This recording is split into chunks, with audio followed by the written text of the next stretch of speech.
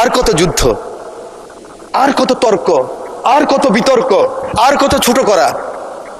এই সংসদটাকে আসুন না সকলে মিলে, সকলের সংসদ, আকাঙ্ক্ষার সংসদ, বাংলাদেশের 16 কোটি 17 কোটি মানুষ যে সংসদ চায়। আমি এখানে যত কথাই বলি, আমি মনে করি আপনাকে ঘায়েল করেছি, আপনি মনে করেন আমাকে ঘায়েল করেছেন, কিন্তু বাংলার কৃষক, বাংলার শ্রমিক, বাংলার জেলে সে কিন্তু বোঝে আমার কথা সঠিক না আপনার কথা সঠিক। পরের জন্য যুদ্ধ করেছি অনেক, এবার তোমার আর আমার যুদ্ধ। যদি বলো এত যুদ্ধ করে কি পেয়েছি? তিউনিসিয়ায় পেয়েছি জয়, উগান্ডায় পেয়েছি জনগণের ভালোবাসা, আর প্রতিবেশী বার্মায় পেলাম ঘরে ফেরার তাগাদা। আমি যেন সেই বাতিওয়ালা যে পত্র রাস্তায় বাতি জ্বালিয়ে ফিরি, অথচ যার নিজের ঘরে জমে থাকে দুঃস্ব অন্ধকার। এই অন্ধকার আমরা কাটাতে চাই, এই অমনীষা থেকে বের হতে চাই। আমার হাতে তো এখনো রক্তের দাগ নিয়ে লেগে আছে। এই মতিঝিলে 19 দিন ছিলাম রিমান্ডের মধ্যে। মানুষ আর এই হিংসা প্রতিহিংসা আর দেখতে চায় না। আমার মহাসচিব মহোদয় এখানে বসা আছেন, আমার মহাসচিব মহোদয়কে হেলমেট পরাই নিয়ে গেছি, নাম বলতে পারলাম না, একজন সেনাবাহিনীর প্রধানের সাথে মিটিং করার জন্য আজকের কৃষিমন্ত্রীর বাসায়। কারণ ওটা বেশি দিন নয়, 23 সালের কথা বলছি। জীবনের বাজি নিয়েই কথাগুলি করেছি আমরা। আমার নেত্রী 11 আমার নেতাকে যখন নিয়ে গেল খবর পেলাম আমি, কারণ 7 দিন আগে শেষ দিন আমার দেখা হয়েছিল আমার নেতা তারেক রহমানের সাথে, বেগম খালেদা জিয়ার সাথে 111-এর পরে হাওয়া ভবনে। সেদিন ছিল ওনার শেষ দিন। খবর পেলাম ওনাকে নিয়ে গেছে, ঢুকে গিয়েছে। 196 জন এমপি ছিল এই পার্লামেন্টে, আমি ঢুকেছি। আমার নেত্রীকে দেখেছি একজন মা, তার সন্তানের জন্য কি আকুতি, কি কান্না, কি বেদনা বিধুর আমি দেখেছি। আমি সেই কথা মনে রাখতে চাই। আজকে আমরা অনেকে আছি, কিন্তু ষড়যন্ত্র বন্ধ হয়নি। জাতীয়তাবাদী নেতাদের বেঁচে থাকতে হলে অনেক যুদ্ধ করতে হয়, ঐক্যবদ্ধ থাকতে হয়। আমরা সকলে আসুন একমত হই। আগামী দিনে যে চ্যালেঞ্জ আসবে, এই জাতীয়বাদী শক্তির বিরুদ্ধে আবার যে ষড়যন্ত্র আসবে, সেদিন কারাই প্রধানমন্ত্রীর জন্য জীবনের বাজি রাখতে পারবেন, বাংলাদেশের জন্য বাজি রাখতে পারবেন, সেরকম যদি একটা শক্তি সাহস থাকে, তখনই হবে সবার আগে বাংলাদেশ। তখনই হবে দিল্লি নয়, পিন্ডি নয়, অন্য কোনো দেশ নয়। জি, সময় বাড়ানো হলো আরো 4 মিনিট। Thank you very much. You are very welcome. Thank you very much. আমি আপনাকে ধন্যবাদ জানাই। আমার সংসদ নেতা, আমি ওনাকে হসপিটালও দেখেছি। একজন মানুষ তার কর্মীকে কত ভালোবাসলে। আমি অ্যাপ্রন পরে গিয়েছি, মাস্ক লাগাই গিয়েছি।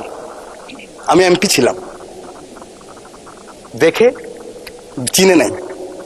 সেই ছবি আপনারা দেখেন, কিন্তু মাথার মধ্যে ব্যান্ডেজ লাগানো। আমি মাস্ক খুললাম, অবাক হয়ে গেলেন, আপনি কেন আসছেন? আমার চোখের পানি পড়ছে, আমি পিছিয়ে আসলাম। আমি বলতে চাই এই চ্যালেঞ্জ আবার আসবে, ষড়যন্ত্র বন্ধ হয় নাই। আমরা কে কত বড় হব, কোথায় যাব, কি নিব, কি হব, সেটা বড় কথা নয়। বড় কথা হলো এই চ্যালেঞ্জ গ্রহণ করতে হবে। মাননীয় স্পিকার, আপনার মাধ্যমে পুরো হাউসকে জানাতে চাই, চিন্তা করেন তো, কথার সাথে বলতো জামাত শিবির, কথার সাথে বলতো জামাত বিএনপি, একসাথেই তো আমরা। আমার হাতে তো এখনো রক্তের দাগ নিয়ে লেগে আছে। এই মতিঝিলে 19 দিন ছিলাম রিমান্ডের মধ্যে।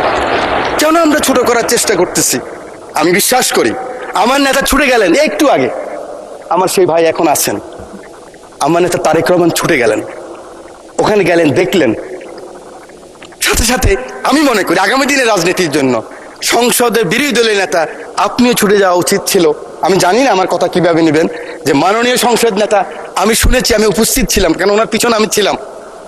আপনি গিয়েছেন, উনি বলেছেন আপনার কিছু প্রয়োজন লাগলেও আমাকে বলবেন। এভাবেই রাজনীতিটাকে আমরা এগিয়ে নিতে হবে। বাংলাদেশের মানুষের আকাঙ্ক্ষা এই রাজনীতি। মানুষ আর এই হিংসা প্রতিহিংসা আর দেখতে চায় না। বক্তব্য আমি শেষ করছি। যাওয়ার আগে দ্বিতীয় বিশ্বযুদ্ধের একজন সৈনিক, আমরা জানেন আমরা কিন্তু উইলস্টন যে চার্চিলের পক্ষে, মিত্রশক্তির পক্ষে যুদ্ধ করেছিলাম, এবং আমরা কিন্তু বাঙালিরা সবসময় এরকম ছিলাম। আমরা মুঘলের বিরুদ্ধে ইসা খাঁ যুদ্ধ করেছে, ফরাজি আন্দোলন, ফকিরি আন্দোলন, এগুলিতে আমরাই করেছি। ইলামিত্রের আন্দোলন আমরাই করেছি, তিতুমিরের বাঁশের কিল্লা আমরাই করেছি। এই সৈন্য গিয়েছিল, যুদ্ধ করেছে বিভিন্ন জায়গায়। মাননীয় স্পিকার, পরে আসছে বার্মায়। বার্মায় আসার পরে নিজের দেশের কথা মনে পড়েছে। দেশের কথা মনে করার পরে মনে করলো এই বর্গী ওলন্দাজ ব্রিটিশরাই তো অত্যাচার করেছে, আবার তো সেই অবস্থাই হবে। তার স্ত্রীর কথাও মনে পড়েছে। তখন ঢাকায় কিন্তু লণ্ঠনের বাতি জ্বালতো। তো তিনি বলেছেন, পরের জন্য যুদ্ধ করেছি অনেক, পরের জন্য যুদ্ধ করেছি অনেক, এবার তোমার আর আমার যুদ্ধ। যদি বলো এত যুদ্ধ করে কি পেয়েছি? তিউনিসিয়ায় পেয়েছি জয়, উগান্ডায় পেয়েছি জনগণের ভালোবাসা, আর প্রতিবেশী বার্মায় পেলাম ঘরে ফেরার তাগাদা। আমি যেন সেই বাতিওয়ালা যে পথ রাস্তায় বাতি জ্বালিয়ে ফিরি, অথচ যার নিজের ঘরে জমে থাকে দুঃস্ব অন্ধকার। এই অন্ধকার আমরা কাটাতে চাই, এই অমনুষ্যতা থেকে বের হতে চাই। আমরা সুন্দর, স্বাভাবিক, সকলের জন্য যে বাংলাদেশ, সেই বাংলাদেশ চাই। আমার নেতা তারেক রহমানের সবার আগে বাংলাদেশ, সেই বাংলাদেশ চাই।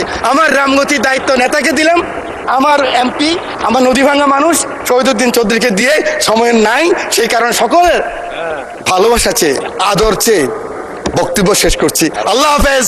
বাংলাদেশ জিন্দাবাদ।